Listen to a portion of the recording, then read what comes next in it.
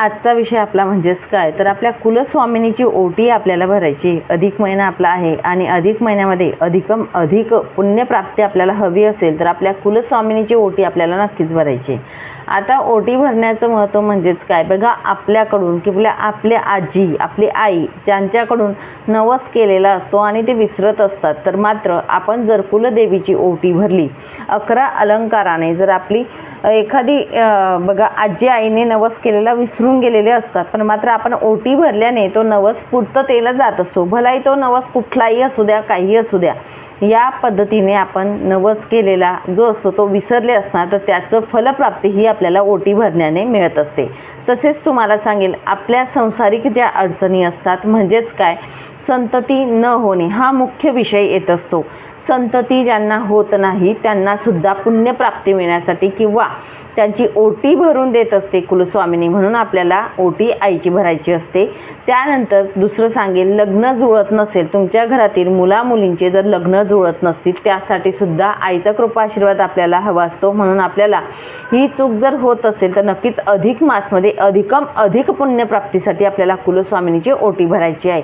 त्यानंतर संसारिक अडचणी जर म्हटलं तर आपल्या मुलाबाळांचं शिक्षण, त्यांचं प्रमोशन, त्यांच्या नोकरी, नवरा बायकोचे भांडणं जे होत असतात घरामध्ये, या गोष्टी जर असतील म्हणजे एकूण धरलं तर आपला जो संसार असतो तो एकत्र आणण्याचं, एकोपा निर्माण करायचं, तो टिकवायचं काम आणि तो पूर्णत्वाला नेण्यासाठी आपल्याला कुलस्वामिनीचा कृपाशीर्वाद मिळत असतो. आणि कुलदेवीची सेवा जी असते ती खूप महत्त्वाची ठरत असते. त्यामधली खूप प्रभावीशाली सेवा आणि खूप छान अशी सुंदर अशी सेवा ती म्हणजे कुलस्वामिनीची ओटी भरणे. आता कुलस्वामिनीची ओटी जी असते ती आपण अधिक महिन्यामध्ये कशी भरावी. आता बऱ्याच लोकांचा हा प्रश्न असेल की ताई मला आई नाही तर मी कुलदेवीची ओटी भरू शकते का, हा सुद्धा प्रश्न असतो. जरी आई नाही तर तुम्ही भरू शकता, त्या व्हिडिओमध्ये आपला विषय झालेला आहे. पण बऱ्याच महिलांचा असा प्रश्न असतो की मला आई नाही तर मी कुलदेवीची ओटी भरू शकते. तर नक्कीच आपली कुलाची आई आहे हे लक्षात ठेवा आणि आपण कुलस्वामिनीची ओटी भरू शकतो. आणि अधिक महिन्यामध्ये कधी भरावी तर अधिक महिन्यामध्ये मंगळवार जे येणार आहेत आणि शुक्रवार जे येणार आहेत हे आपल्या कुलस्वामिनीचे वार आहेत, तर तुम्ही नक्की भरू शकतात. आणि पौर्णिमा जी येणार आहे, अधिक ज्येष्ठ पौर्णिमा 31 तारखेला येणार आहे, 31 मे 2026 वार आहे रविवार, या दिवशी सुद्धा तुम्ही भरू शकतात ओटी. तर तुम्हाला शक्य होईल वेळ का त्या पद्धतीने तुम्ही त्या दिवशी ओटी कुलदेवीची भरू शकतात. आता ओटी भरत असताना कशा पद्धतीने भरावी, कोणकोणत्या वस्तू आपण त्यामध्ये घेऊ शकतो ते आपण बघूयात. तर सर्वप्रथम आपण ओटी भरत असताना आपल्या घराजवळ जर मंदिर असेल कुलदेवीचं तर मंदिरात तुम्ही ओटी भरा. मंदिर नसेल तर आपल्या देवघरामध्ये फोटो किंवा टाक स्वरूपात आपल्या कुलदेवी असतात, त्यांची ओटी आपण देवघरात सुद्धा भरू शकतो. त्यानंतर त्या सामानाचं काय करावं ते सुद्धा पुढे सांगते. तर सर्वप्रथम आपल्याला लागेल एक साडी, कॉटनची साडी इथे मी तुम्हाला दाखवते. तर आपल्याला साडी जी असते ती कॉटनची असावी किंवा रेशीमची असावी, काठापदराची असली तर अतिउत्तम. या पद्धतीने साडी घ्या, कारण या धाग्यामध्ये, या रेशीम या धाग्यामध्ये, कॉटनमध्ये सात्विक लहरी खेचून घेण्याचं, आकर्षित करण्याचं ऊर्जा असते, म्हणून आपल्याला हीच साडी घ्यायची आहे. त्यानंतर आपल्याला एक श्रीफळ घ्यायचं आहे, एक सुपारी, एक नाणं, तांदूळ किंवा गहू या दोघींपैकी एक घेतलं तरी सुद्धा चालेल. वेणी, फणी, गजरा असेल गजरा घ्या किंवा वेणी घ्या, एक घ्या, कुठलंही एक. त्यानंतर आपल्याला विडा जो असतो, तांबूल असतो, तो अवश्य आपण ओटीमध्ये ठेवायचा आहे. त्यानंतर पंचखाद्य जे असतं ते आपल्याला ठेवायचं आहे. पंचखाद्यामध्ये खारीक, खोबरं, काजू, बदाम, अक्रोड या पद्धतीने 5 पदार्थ येत असतात. त्यानंतर आपण हळदी कुंकू, आपल्या घरातील हळदी कुंकूच्या छोट्या छोट्या पुड्या आपण ठेवायच्या आहेत. गुलाल, हळदी कुंकू या पद्धतीने ठेवा. त्यानंतर त्यामध्ये दक्षिणा यथाशक्ती तुम्ही ठेवू शकतात, 11 रुपये, 21 रुपये या पद्धतीने ठेवा. नंतर आपल्याला खण जो असतो तो सुद्धा तिथे ओटीत ठेवायचा आहे. मणी, मंगळसूत्र, बांगड्या, हिरव्या बांगड्या आपल्याला ठेवायच्या आहेत. मणी, मंगळसूत्र, हिरव्या बांगड्या आणि एक पुडी येत असते बघा, ओटीमध्ये जी पुडी असते, छोट्या बांगड्या असतात त्या आपण ठेवू शकतो. आता ज्यांना संततीसाठी प्रॉब्लेम आहे अशांनी आवर्जून तुम्हाला सांगेल, खेळणा पाळणा जो मिळतो तो तुम्ही त्या ओटीमध्ये ठेवायचाच आहे, ते विसरू नका. जर संतती तुम्हाला होत नाही, प्रॉब्लेम येत असेल तर खेळणा पाळणा आपण ओटीमध्ये नक्कीच ठेवायचा आहे. ज्या वस्तू ज्या शृंगाराच्या असतात त्या तुम्ही ठेवू शकतात. नेल पेंट, टिकलींची डब्बी किंवा टिकलींचं पॉकेट असतं, वेणी फणी या गोष्टी तुम्ही तिथे ठेवू शकता. तुमच्या स्वइच्छेने ठेवा त्या वस्तू. तुम्हाला जे ठेवायचं असेल ते तुम्ही तिथे ठेवू शकतात. हात रुमाल ठेवू शकतात देवी आईला. पण हिरव्या बांगड्या ज्या असतात ते अवश्य आपण ठेवा. नथ आपण ठेवू शकतो. या पद्धतीने 11 अलंकार आपण तिथे ठेवून आपल्याला देवी भगवतीची ओटी भरायची आहे. जोडवे असतात ते ठेवू शकतात. विरोधे कोणी बोलत असतं, जोडवे कोणी बोलत असतं ते सुद्धा ओटीमध्ये ठेवायचे आहेत. आणि ही ओटी घेऊन आपल्याला मंदिरात जायचं आहे.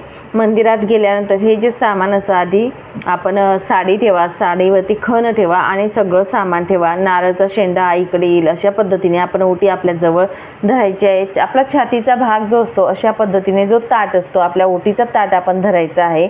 आणि हा ताट आपण धरल्यानंतर आई भगवतीला आपण नमस्कार करावा आणि आपण जे मंदिर आहे आपल्या कुलस्वामिनीचं मंदिर जे आहे ते स्मरण करावं.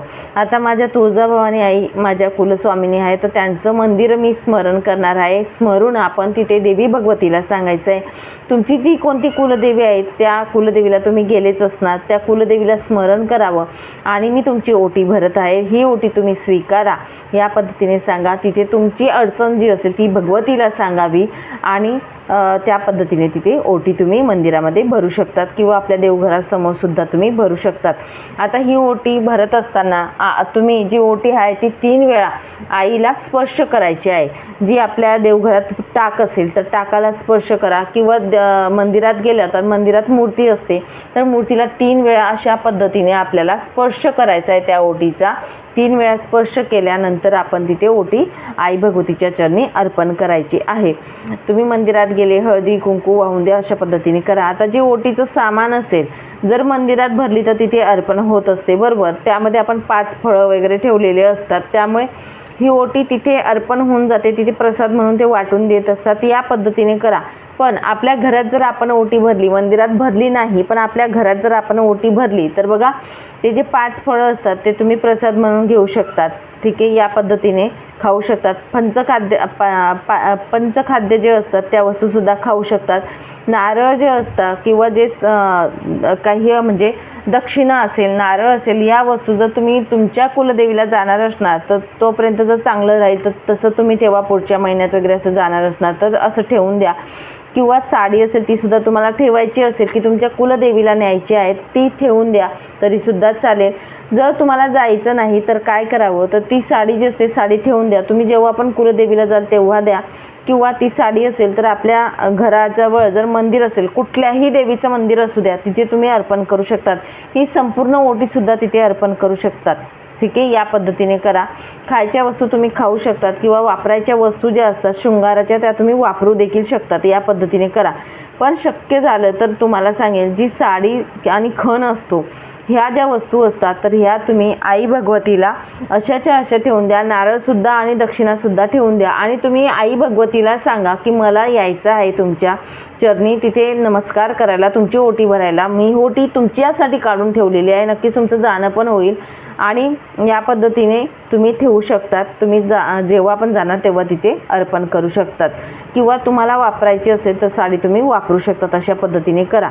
तर या पद्धतीने आपण कुलदेवीची ओटी जी असते आपल्या घरामध्ये किंवा मग मंदिरात जाऊन भरू शकतो. आपल्या शेजारी जर आपल्या कुलदेवीचं मंदिर नसेल तर आपल्या घरात भरून दुसऱ्या देवीचं मंदिर असलं तरीसुद्धा तुम्ही तिथे अर्पण करू शकतात. अशा पद्धतीने करा. साध्या आणि सोप्या पद्धतीने तुम्ही ओटी भरायची आहे. जेवढे साहित्य अवेलेबल होईल तेवढे साहित्य नक्कीच आपण ओटीमध्ये ठेवायचा प्रयत्न करायचा आहे पुरेपूर आणि त्या पद्धतीने ओटी भरायची आहे. या ओटी भरल्याने बऱ्याच महिलांचे प्रश्न सुटत असतात. एक ताई आहेत त्यांनासुद्धा अनुभव आला. पौर्णिमाला दर पौर्णिमेला ज्यांना संतती होत नाही त्यांनी पौर्णिमा असे 11 पौर्णिमा करून बघा. नक्कीच तुम्हाला फरक जाणवेल. पितरांची सेवासुद्धा चालू ठेवा आणि त्यासोबत कुलस्वामिनीची सेवासुद्धा ही चालू ठेवा. नक्कीच तुम्हाला फरक जाणवेल असं सांगेल. तर या पद्धतीने आपल्या कुलस्वामिनीची आपल्याला ओटी भरायची आहे अधिक महिन्यामध्ये. आणि तुम्हाला जर शक्य झालं नाही तर या मंगळवारी नाही तर या शुक्रवारी नाही तर पुढचा शुक्रवार, पुढचा मंगळवार या पद्धतीने तर आपले 4 मंगळवार 4 शुक्रवार येत असतात. त्यामुळे तुम्ही कधीही तुम्हाला जो वेळ साध्य होईल तेव्हा तुम्ही भरा. मासिक धर्म सुतक सोडलं तर नक्कीच तुम्हाला जशा पद्धतीने साध्य होईल तशा पद्धतीने तुम्ही ओटी भरू शकतात. चला मग सांगितलेली माहिती इथेच थांबवते. नंतर अजून भेटेल अशाच व्हिडिओसोबत. श्री स्वामी समर्थ अवधूत चिंतन. श्री गुरुदेव दत्त.